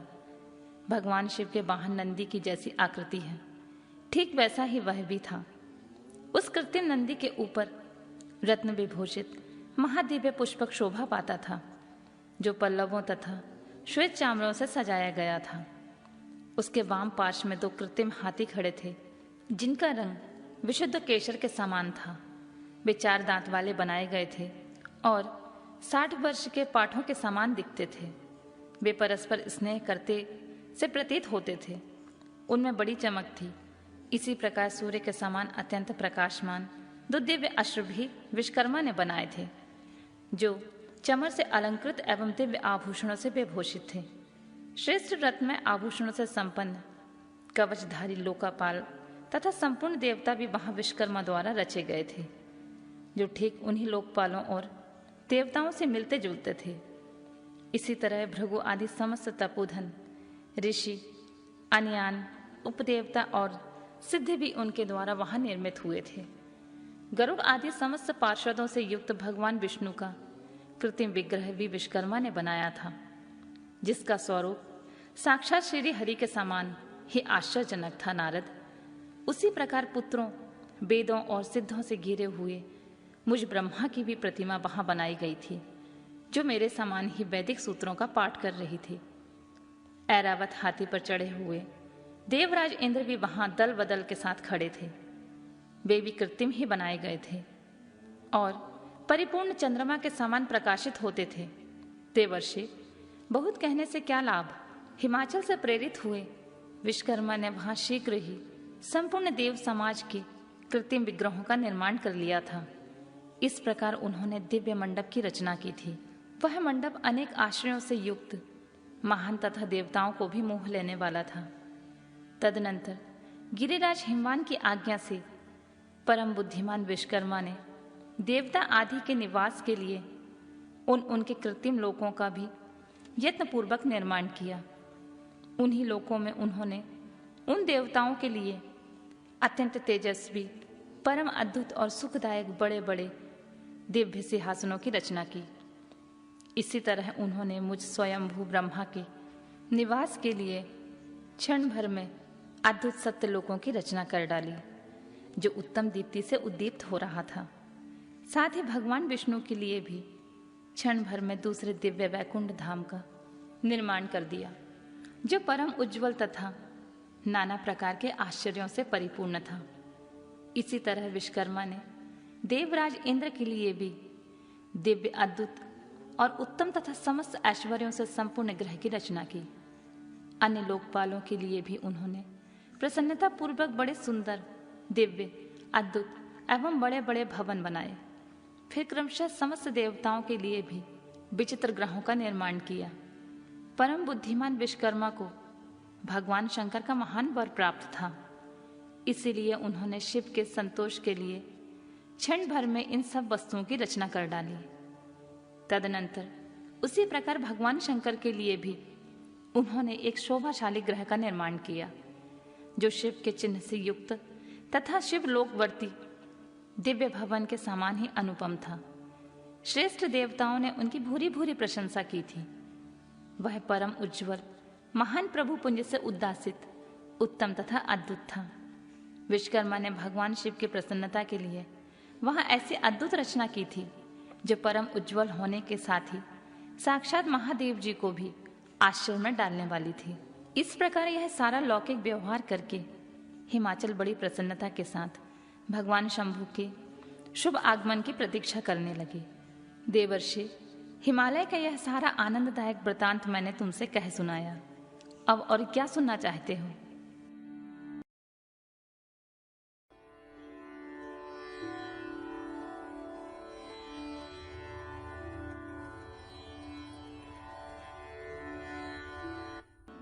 अगला अध्याय, भगवान शिव का नारद जी के द्वारा सब देवताओं को निमंत्रण दिलाना, सबका आगमन तथा शिव का मंगलाचार्य एवं ग्रह पूजन आदि करके कैलाश से बाहर निकलना। नारद जी बोले, विष्णु शिष्य महाप्राज्ञ तात विधाता, आपको नमस्कार है। कृपा निधे, आपके मुंह से यह अद्भुत कथा मुझे सुनने को मिली है। अब मैं भगवान चंद्रमौली के परम मंगलमय तथा समस्त पाप राशि के विनाशक वैवाहिक चरित्र को सुनना चाहता हूँ। मंगल पत्रिका पाकर महादेव जी ने क्या किया, परमात्मा शिव की यह दिव्य कथा सुनाइए। ब्रह्मा जी ने कहा, बेटा तुम बड़े बुद्धिमान हो, भगवान शंकर के उत्तम यश को सुनो। मंगल पत्रिका पाकर भगवान शंकर ने जो कुछ किया वह बताता हूँ। भगवान शिव उस मंगल पत्रिका को प्रसन्नता पूर्वक अपने हाथ में लेकर हृदय में बड़े हर्ष का अनुभव करते हुए हंसने लगे। फिर उन भगवान ने उसे लाने वालों का सम्मान किया। तत्पश्चात उसे बांचकर विधि पूर्वक स्वीकार किया। इसके बाद हिमाचल के यहाँ से आए हुए लोगों का बड़ा आदर सम्मान के साथ विदा किया। तदनंतर उन मुनियों से कहा, आप लोगों ने मेरे शुभ कार्य का भली भांति संपादन किया। अब मैंने विवाह स्वीकार कर लिया है, अतः आप लोगों को मेरे विवाह में आना चाहिए। भगवान शंकर का यह वचन सुनकर वे ऋषि मुनि बड़े प्रसन्न हुए और उन्हें प्रणाम एवं उनकी परिक्रमा करके अपने परम सौभाग्य की सराहना करते हुए अपने धाम को चले गए। मुनि, तदनंतर महालीला करने वाले देवेश्वर भगवान शंभु ने लोकाचार का सहारा ले तत्काल तुम्हारा ही स्मरण किया। तुम अपने सौभाग्य की प्रशंसा करते हुए बड़ी प्रसन्नता के साथ वहां आए और मस्तक झुकाकर प्रणाम कर हाथ जोड़ विनीत भाव से खड़े हो गए। तब भगवान शिव ने कहा, नारद, तुम्हारे उपदेश से देवी पार्वती ने बड़ी भारी तपस्या की और उनसे संतुष्ट होकर मैंने उन्हें यह वर दिया है कि मैं पति रूप में तुम्हारा पारिग्रहण करूंगा। पार्वती की भक्ति देखकर मैं उनके वश में हो गया हूं, इसीलिए उनके साथ विवाह करूंगा। सप्तर्षियों ने लग्न का साधन और शोधन कर दिया है, अतः आज से 7वें दिन मेरा विवाह होगा। उस अवसर पर लौकिक रीति का आश्रय ले मैं महान उत्सव करूंगा। मुने, तुम विष्णु आदि सब देवताओं, मुनियों और सिद्धों को तथा अन्य लोगों को भी मेरी ओर से निमंत्रित करो। सब लोग मेरे शासन की गुरुता को समझकर प्रसन्नता और उत्साह के साथ सब प्रकार से सज धज कर स्त्री पुत्रों को साथ लिए यहाँ आए। ब्रह्मा जी कहते हैं, मुने, भगवान शंकर की इस आज्ञा को शिरोधार्य करके तुमने शीघ्र ही सर्वत्र जाकर उन सबको निमंत्रण दे दिया। तत्पश्चात शंभु के पास आकर उनकी आज्ञा के अनुसार तुम वहीं ठहर गए। भगवान शिव भी उन सब देवताओं के आगमन की उत्सुकता पूर्वक प्रतीक्षा करते हुए अपने गणों के साथ वहीं रहे। उनके सभी गण संपूर्ण दिशाओं में नाचते हुए वहां बड़ा भारी उत्सव मना रहे थे। इसी बीच में भगवान विष्णु सुंदर वेश धारण किए हुए अपनी पत्नी तथा दल बल के साथ शीघ्र ही कैलाश पर्वत पर आए और भक्तिभाव से भगवान शिव को प्रणाम करके उनकी आज्ञा पाकर प्रसन्नता पूर्वक उत्तम स्थान में ठहर गए। इस प्रकार मैं अपने गणों के साथ स्वतंत्रता पूर्वक शीघ्र ही कैलाश गया और भगवान शंभु को प्रणाम करके अपने सेवकों सहित सानंद वहां ठहरा। तदनंतर इंद्र आदि लोकपाल और उनकी स्त्रियां आवश्यक सामान के साथ खूब सज धज कर वहां आईं। वे सब के सब उत्सव मना रहे थे। तत्पश्चात मुनि, नाग, सिद्ध, उपदेवता तथा अन्य लोग भी निमंत्रित हो उत्सव मनाते हुए वहां आए। उस समय महेश्वर ने वहां आए हुए सब देवता आदि का पृथक पृथक सहर्ष स्वागत सत्कार किया। फिर तो कैलाश पर्वत पर बड़ा अद्भुत और मनोहर उत्सव होने लगा। देवांगनाओं ने उस अवसर पर यथा योग्य नृत्य आदि किया। विष्णु आदि जो देवता भगवान शंभु की वैवाहिक यात्रा संपन्न कराने के लिए इस समय वहां आए थे, वे सब यथा स्थान ठहर गए। भगवान शिव की आज्ञा पाकर सब लोग उनके प्रत्येक कार्य को अपना कार्य समझकर नियंत्रित रूप से उसे करने लगे और इसे शिव के सेवा मानने लगे। उस समय सातों मातृकाएं वहां बड़ी प्रसन्नता के साथ शिव को यथायोग्य आभूषण पहनाने लगी। मुनि श्रेष्ठ, परमेश्वर भगवान शिव का जो स्वाभाविक वेश था वहीं उनकी इच्छा से उनके लिए आभूषण सामग्री बन गया। उस समय चंद्रमा स्वयं उनके मुकुट के स्थान पर जा विराजे। उनका जो सुंदर ललाटवर्ती तीसरा नेत्र था वही शुभ तिलक बन गया। मुने, कानों के आभूषणों के रूप में जो 2 सर्प बताए गए हैं वे नाना प्रकार के रत्नों से युक्त 2 कुंडल बन गए। अन्यान अंगों में स्थित सर्प उन अंगों की अति रमणीय नाना रत्नमय आभूषण हो गए। उनके शरीर में जो भस्म लगा हुआ था वही चंदन आदि का अंगराग बन गया और उनके जो गज चर्म आदि परिधान थे वे सुंदर दिव्य दुकूल बन गए। इस प्रकार उनका रूप इतना सुंदर हो गया कि उसका वर्णन करना कठिन है। वे साक्षात ईश्वर तो थे। उन्होंने पूरा पूरा ऐश्वर्य प्राप्त कर लिया। तदनंतर समस्त देवता, यक्ष, दानव, नाग, पक्षी, अप्सरा और महर्षि गण मिलकर भगवान शिव के समीप गए और महान उत्सव मनाते हुए प्रसन्नता पूर्वक उनसे बोले, महादेव महेश्वर, अब आप महादेवी गिरजा को ब्याह लाने के लिए हम लोगों के साथ चलिए, हम पर कृपा कीजिए। तत्पश्चात विज्ञान से प्रसन्न हृदय वाले भगवान विष्णु ने भगवान शंकर को भक्ति भाव से प्रणाम करके उपयुक्त प्रस्ताव के अनुरूप ही बात कही। भगवान विष्णु बोले, शरणागत वत्सल देवादि देव महादेव, प्रभु, आप अपने भक्त जनों का कार्य सिद्ध करने वाले हैं, अतः मेरा एक निवेदन सुनिए। कल्याणकारी प्रभु, आप गुहा सूत्रोक्त विधि के अनुसार गिरिजा कुमारी पार्वती देवी के साथ अपने विवाह का कार्य कराइए। हर आपके द्वारा विवाह की विधि का संपादन होने पर वही लोक में सर्वत्र विख्यात हो जाएगी। अतः नाथ, आप कुल धर्म के अनुसार प्रेम पूर्वक मंडप स्थापन और नांदी मुख श्राद्ध कराइए तथा लोक में अपने यश का विस्तार कीजिए।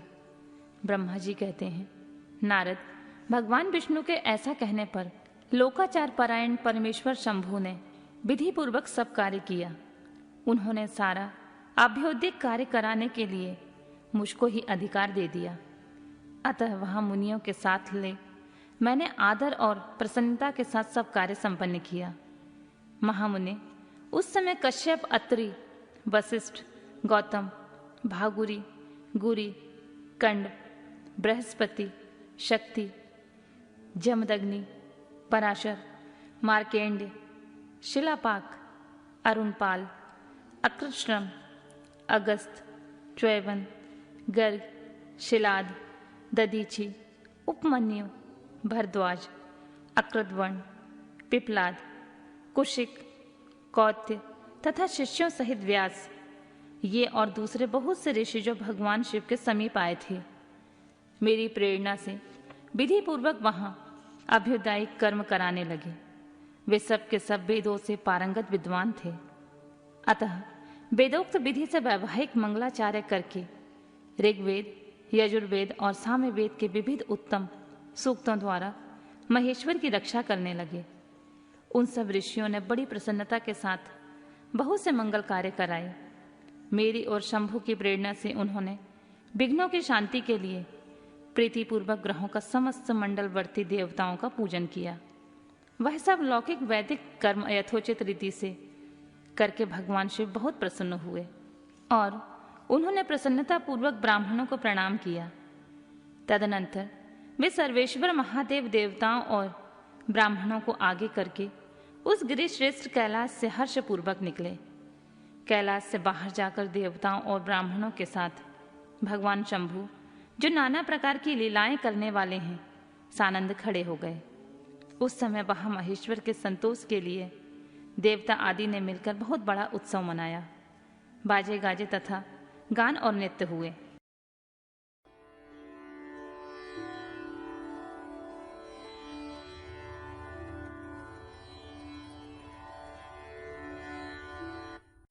भगवान शिव की बारात लेकर हिमालयपुरी की ओर प्रस्थान। ब्रह्मा जी कहते हैं, मुने, तदनंतर भगवान शंभु ने नंदी आदि सभी गणों को अपने साथ हिमालयपुरी को चलने की प्रसन्नता पूर्वक आज्ञा देते हुए कहा, तुम लोग थोड़े से गणों को यहाँ रखकर शेष सभी लोग मेरे साथ बड़े उत्साह एवं आनंद से युक्त हो गिरिराज हिमवान के नगर को चलो।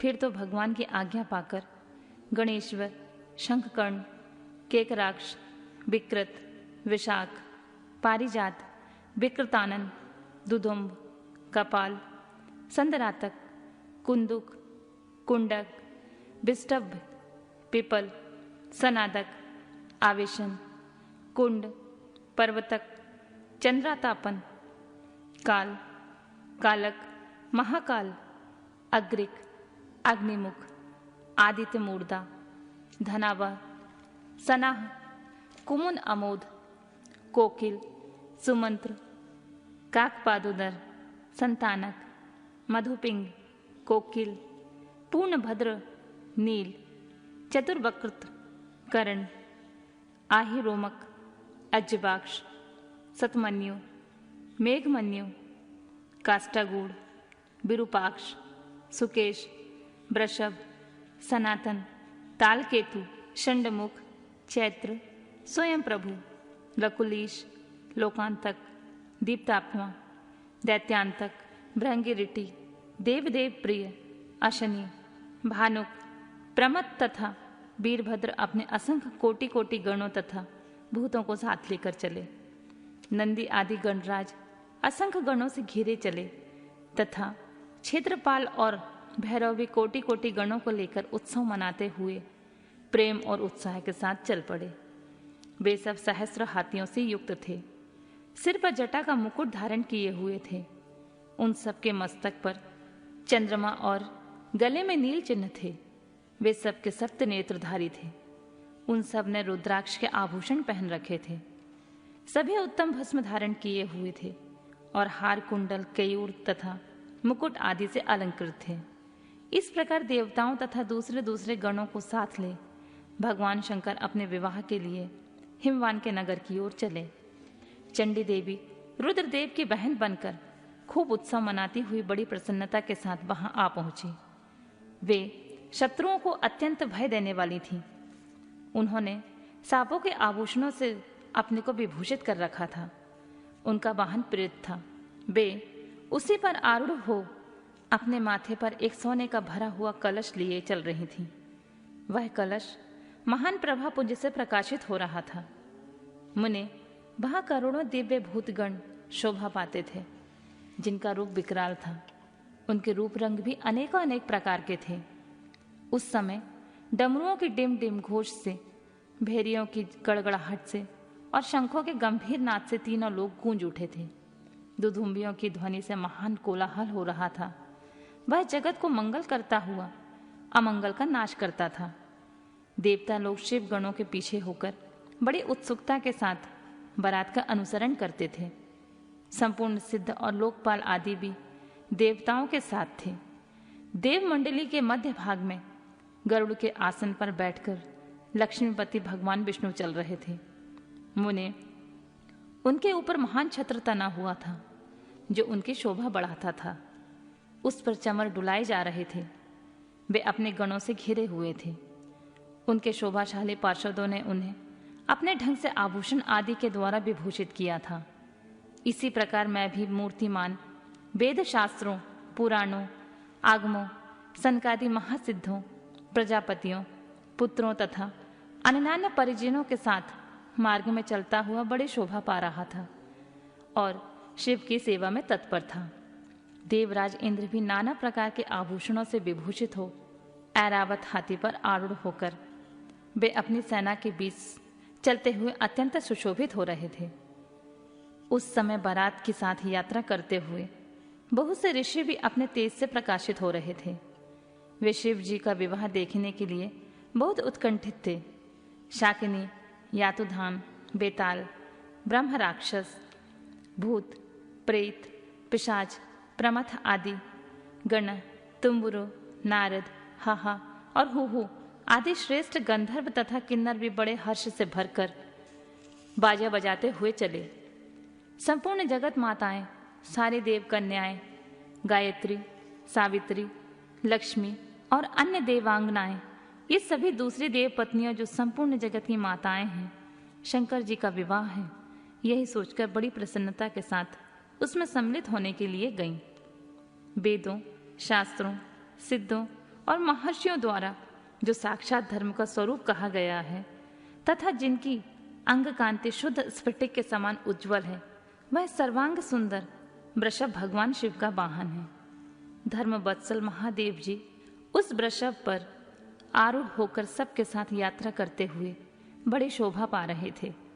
देवर्षियों के समुदाय उनकी सेवा में उपस्थित थे। इन सब देवताओं और महर्षियों के एकत्र हुए समुदाय से महेश्वर की बड़ी शोभा हो रही थी। उनका बहुत श्रृंगार किया गया था। वे शिवा का पारिग्रहण करने के लिए हिमवान के भवन में जा रहे थे। नारद इस प्रकार बारात की यात्रा संबंधी उत्तम उत्सव से युक्त शंभु का चरित्र कहा गया। अब हिमालय नगर में जो सुंदर वृतांत घटित हुआ है उसे सुनो।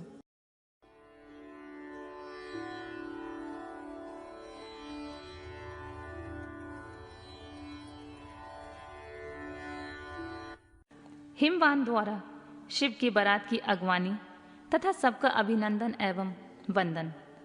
मैना का नारद जी को बुलाकर उनसे बारातियों का परिचय पाना तथा शिव और उनके गणों को देखकर वह से मूर्छित होना। ब्रह्मा जी कहते हैं, तदनंतर भगवान शिव ने नारद जी को हिमाचल के घर भेजा। वे वहां की विलक्षण सजावट को देखकर दंग रह गए। विश्वकर्मा ने जो विष्णु, ब्रह्मा आदि समस्त देवताओं तथा नारद आदि ऋषियों के चेतन से प्रतीत होने वाली मूर्तियां बनाई थीं, उन्हें देखकर देवर्षि नारद चकित हो उठे। तत्पश्चात हिमाचल ने देवर्षियों को बारात बुला लाने के लिए भेजा। साथ ही उस बारात की अगवानी के लिए मैनाक आदि पर्वत भी गए। तदनंतर विष्णु आदि देवताओं तथा आनंदित हुए अपने गणों के साथ भगवान शिव हिमालय नगर के समीप सानंद आ पहुंचे। गिरिराज हिमवान ने जब सुना कि सर्वव्यापी शंकर मेरे नगर के निकट आ पहुंचे हैं, तब उन्हें बड़ी प्रसन्नता हुई। तदनंतर उन्होंने बहुत सा सामान एकत्र करके पर्वतों और ब्राह्मणों को महादेव जी के साथ वार्तालाप करने के लिए भेजा। स्वयं भी बड़ी भक्ति भाव के साथ वे प्राण प्यारे महेश्वर का दर्शन करने के लिए गए। उस समय उनका हृदय अधिक प्रेम के कारण द्रवित हो रहा था और वे प्रसन्नता पूर्वक अपने सौभाग्य की सराहना करते थे। उस समय समस्त देवताओं की सेना को उपस्थित देख हिमवान को बड़ा विस्मय हुआ और वे अपने को धन्य मानते हुए उनके सामने गए। देवता और पर्वत एक दूसरे से मिलकर बहुत प्रसन्न हुए और अपने आप को कृतकृत्य मानने लगे। महादेव जी को सामने देखकर हिमालय ने उन्हें प्रणाम किया। साथ ही समस्त पर्वतों और ब्राह्मणों ने भी सदाशिव की वंदना की। वे वृषभ पर आरूढ़ थे। उनके मुख पर प्रसन्नता छा रही थी। नाना प्रकार के आभूषणों से विभूषित थे और अपने दिव्य अंगों के लावण्य से संपूर्ण दिशाओं को प्रकाशित कर रहे थे। उनका श्रीअंग अत्यंत महीन, नूतन और सुंदर रेशमी वस्त्रों से सुशोभित था। उनके मस्तक पर मुकुट उत्तम रत्नों से जटित होने के कारण बड़ी शोभा पा रहा था। वे अपनी पावन प्रभा का प्रसार करते हुए हंस रहे थे। उनके प्रत्येक अंग भूषण बने हुए सर्पों से युक्त था तथा उनकी अंग कांति बड़ी अद्भुत दिखाई देती थी। दिव्य कांति से संपन्न उन महेश्वर की सुरेश्वर गण हाथ में चंवर लिए सेवा कर रहे थे। उनके बाएं भाग में भगवान विष्णु थे और दाई भाग में मैं था।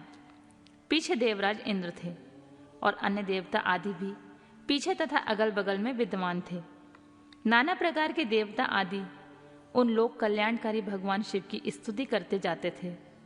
उन्होंने स्वेच्छा से ही दिव्य शरीर धारण कर रखा था। वास्तव में वे साक्षात परब्रह्म परमात्मा, सबके ईश्वर, उपासकों को मनोवांछित फल देने वाले, कल्याणमय गुणों से युक्त, प्राकृत गुणों से रहित, भक्तों के अधीन रहने वाले, सब पर कृपा करने वाले, प्रकृति और पुरुषों से भी विलक्षण तथा सच्चिदानंद स्वरूप हैं। उनके दर्शन के पश्चात हिमवान ने भगवान शिव के वाम भाग में अच्युत श्री हरि का दर्शन किया, जो नाना प्रकार के आभूषणों से विभूषित हो विद्यानंदन गरुड़ की पीठ पर विराजमान थे। मुने भगवान के दाहिने भाग में उन्होंने 4 मुखों से युक्त महाशोभाशाली तथा अपने परिवार से संयुक्त मुझ ब्रह्मा को देखा। भगवान शिव के सदा ही अत्यंत प्रिय इन दोनों देवेश्वरों का दर्शन करके परिवार सहित गिरिराज ने आदरपूर्वक प्रणाम किया। इसी प्रकार भगवान शिव के पीछे तथा अगल बगल में खड़े हुए दीप्तिमान देवता आदि को भी देखकर गिरिराज ने उन सबके सामने मस्तक झुकाया। तत्पश्चात शिव की आज्ञा से आगे होकर हिमवान अपने नगर को गए। उनके साथ महादेव जी, भगवान विष्णु तथा स्वयंभू ब्रह्मा भी मुनियों और देवताओं सहित शीघ्रता पूर्वक चलने लगे।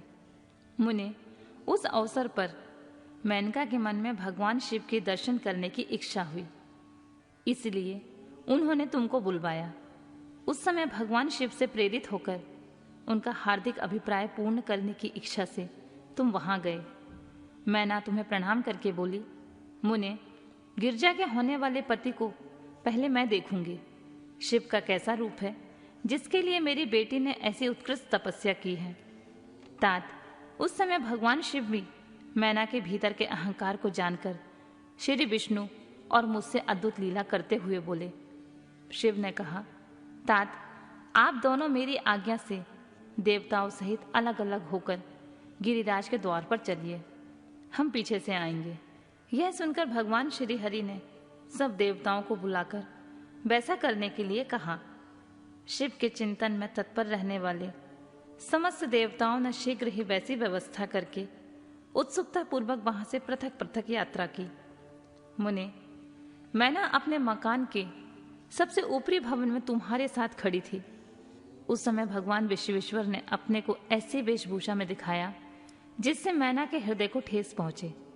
सबसे पहले बारात के जुलूस में विविध वाहनों पर विराजित खूब सजे धजे बाजे गाजे के साथ पताकाएं फहराते हुए बसु आदि गंधर्व आए।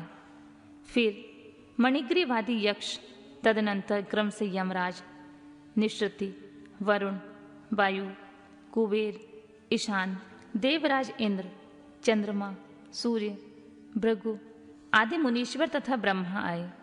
ये सब उत्तरोत्तर एक के बाद विशेष सुंदर शोभामय रूप गुणों से संपन्न थे। इनमें से प्रत्येक दल के स्वामी को देखकर मैना पूछती थी, क्या यही शिव हैं? नारद जी कहते, यह तो शिव के सेवक हैं।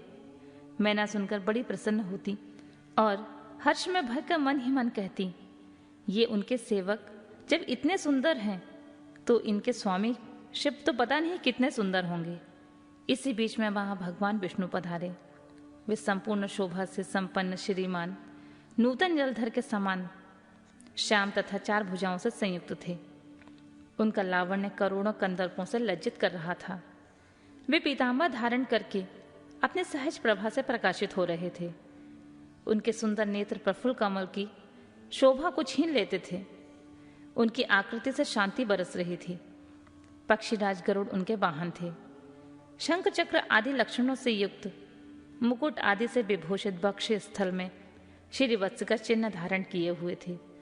वे लक्ष्मीपति विष्णु अपने अप्रमेय प्रभापुंज से प्रकाशित थे। उन्हें देखते ही मैना नेत्रचकित हो गई और बड़े हर्ष से बोली, अवश्य ही मेरी शिवा के पति साक्षात भगवान शिव हैं, इसमें संशय नहीं है। मुने, तुम भी लीला करने वाले ही ठहरे। अतः मैना की यह बात सुनकर उनसे बोले, देवी, ये शिवा के पति नहीं हैं, अपितु भगवान केशव हरि हैं। भगवान शंकर के संपूर्ण कार्यों के अधिकारी तथा उनके प्रिय हैं। पार्वती के पति जो दूल्हा शिव हैं, उन्हें इनसे भी बढ़कर समझना चाहिए। उनकी शोभा का वर्णन मुझसे नहीं हो सकता। वे ही संपूर्ण ब्रह्मांड के अधिपति, सर्वेश्वर तथा स्वयं प्रकाश परमात्मा हैं। ब्रह्मा जी कहते हैं, नारद, तुम्हारी इस बात को सुनकर मैना ने उन शुभ लक्षणा उमा को महान धन वैभव से संपन्न, सौभाग्यवती तथा तीनों कुलों के लिए सुखदायिनी माना। वे मुख पर प्रसन्नता लाकर प्रीतियुक्त हृदय से अपने सर्वाधिक सौभाग्य का बारंबार वर्णन करते हुए बोली। मैना ने कहा, इस समय में पार्वती को जन्म देने के कारण सर्वथा धन्य हो गई। ये गिरीश्वर भी धन्य हैं तथा मेरा सब कुछ परम धन्य हो गया। जिन जिन अत्यंत तेजस्वी देवताओं और देवेश्वरों का मैंने दर्शन किया है, इन सब के जो पति हैं वे मेरी पुत्री के पति होंगे। उसके सौभाग्य का क्या वर्णन किया जाए। भगवान शिव को पति रूप में पाने के कारण पार्वती के सौभाग्य का 100 वर्षों में भी वर्णन नहीं किया जा सकता। ब्रह्मा जी कहते हैं, नारद, मैंने प्रेम पूर्ण हृदय से जो ही उपयुक्त बात कही, त्यों ही अद्भुत लीला करने वाले भगवान रुद्र सामने आ गए। तात उनके सभी गण अद्भुत तथा मैना के अहंकार को चूर्ण करने वाले थे। भगवान शिव अपने आप को माया से निर्लिप्त एवं निर्विकार दिखाते हुए वहां आए। मुने, उन्हें आया जान तुमने मैना को शिवा के पति का दर्शन कराते हुए उनसे इस प्रकार कहा, सुंदरी, देखो ये साक्षात भगवान शंकर हैं, जिनकी प्राप्ति के लिए शिवा ने वन में बड़ी भारी तपस्या की थी। तुम्हारे ऐसा कहने पर मैना ने बड़ी प्रसन्नता के साथ अद्भुत आकार वाले भगवान महेश्वर की ओर देखा। वह स्वयं तो अद्भुत थे ही, उनके अनुचर भी बड़े अद्भुत थे। इतने में ही रुद्रदेव की परम अद्भुत सेना भी वहां आ पहुंची, जो भूत प्रेत आदि से संयुक्त और नाना गणों से युक्त थी। उनमें से कितने ही बवंडर का रूप धारण करके आए थे, कितने ही पताका की मरमर ध्वनि के समान शब्द निकालते थे। किसी के मुंह टेढ़े मेढ़े थे तो कोई अत्यंत कुरूप दिखाई देते थे। कुछ बड़े विकराल थे, किन्हीं का मुंह दाढ़ी मूछ से भरा हुआ था। कोई लंगड़े थे, कोई अंधे थे, कोई डंडों और पाश धारण किए हुए थे, तो किन्हीं के हाथों में मुकदर थे। कितने ही अपने वाहनों को उल्टे चला रहे थे। कोई सींग, कोई डमरू, कोई गोमुख बजाते थे। गणों में से कितने के तो मुंह ही नहीं थे, कितनों के मुंह पीठ की ओर लगे हुए थे।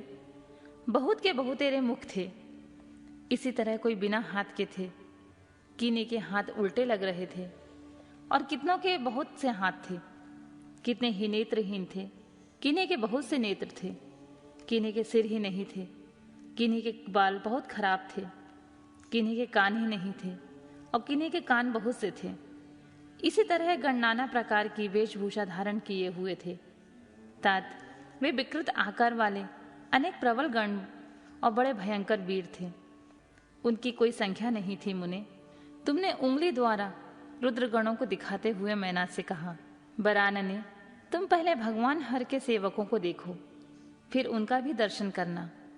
उन असंख्य भूत प्रेत आदि गणों को देखकर मैना तत्काल भय से व्याकुल हो गई। उन्हीं के बीच में भगवान शंकर भी थे, जो निर्गुण होते हुए भी परम गुणवान थे। वे वृषभ पर सवार थे। उनके 5 मुख थे, प्रत्येक मुख में 3-3 नेत्र। उनके सारे अंगों में विभूति लगी हुई थी, जो उनके भूषण का काम देती थी। मस्तक पर जटाचूट एवं चंद्रमा का मुकुट, 10 हाथ और उनमें से 1 हाथ में कपाल लिए, शरीर पर बागंबर का दुपट्टा और हाथ में पिनाक एवं त्रिशूल, आंखें भयानक, आकृति विकराल और हाथी की खाल का वस्त्र। यह सब देखकर शिवा की माता बहुत डर गईं, चकित हो गईं और व्याकुल होकर कांपने लगी और उनकी बुद्धि चकरा गई। उस अवस्था में तुमने अंगुली से दिखाते हुए उनसे कहा, ये ही भगवान शिव हैं। तुम्हारी यह बात सुनकर सती मैना दुख से भर गई और हवा के झोंके खाकर गिरी हुई लता के समान तुरंत भूमि पर गिर पड़ी। यह कैसा विकृत दृश्य है, मैं दुराग्रह में पड़कर ठगी गई। यूं ही कहकर मैना उसी क्षण मूर्छित हो गई। तदनंतर सखियों ने जब नाना प्रकार के उपाय करके उनकी समुचित सेवा की, तब गिरिराज प्रिया मैना धीरे धीरे होश में आई।